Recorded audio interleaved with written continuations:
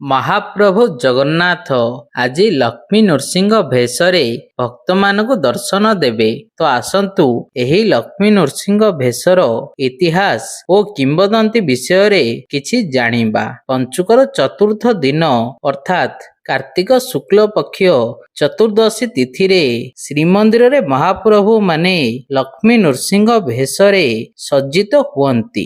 ଏହି ବେଶକୁ ଡାଳିକିଆ ବେଶ ମଧ୍ୟ କୁହାଯାଏ।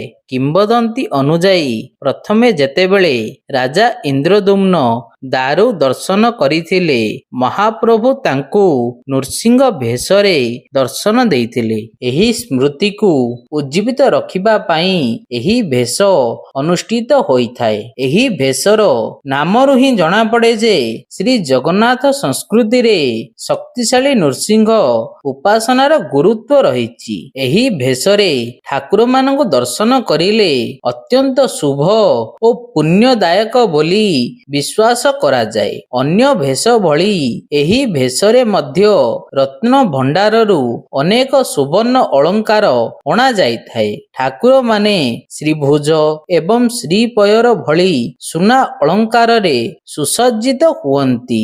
ସୋଲ ଏବଂ ରଙ୍ଗୀନ କାଗଜରେ ତିଆରି ବିଭିନ୍ନ ପ୍ରକାର ଫୁଲ ମଧ୍ୟରେ ସୁବର୍ଣ୍ଣ କିଆ ଲଗାଯାଇ ଠାକୁରମାନଙ୍କ ମସ୍ତକରେ ସ୍ଥାପନ କରାଯାଏ। ଅବକାଶ ନୀତି ସମାପ୍ତ ହେବା ପରେ ଏହି ବେଶ ଆରମ୍ଭ ହୋଇଥାଏ। ସାଙ୍ଗମାନେ ଆପଣଙ୍କୁ ଯଦି ଏହି ଭିଡ଼ିଓଟି ଭଲ ଲାଗିଛି କମେଣ୍ଟରେ ଜୟ ଜଗନ୍ନାଥ ଅବଶ୍ୟ ଲେଖିବେ। ଆପଣମାନେ ଆମ ଚ୍ୟାନେଲକୁ ନୂଆରେ ଆସିଛନ୍ତି ତ ଆମ ଚ୍ୟାନେଲକୁ ସବସ୍କ୍ରାଇବ କରିବେ। ରହୁଛି ନମସ୍କାର।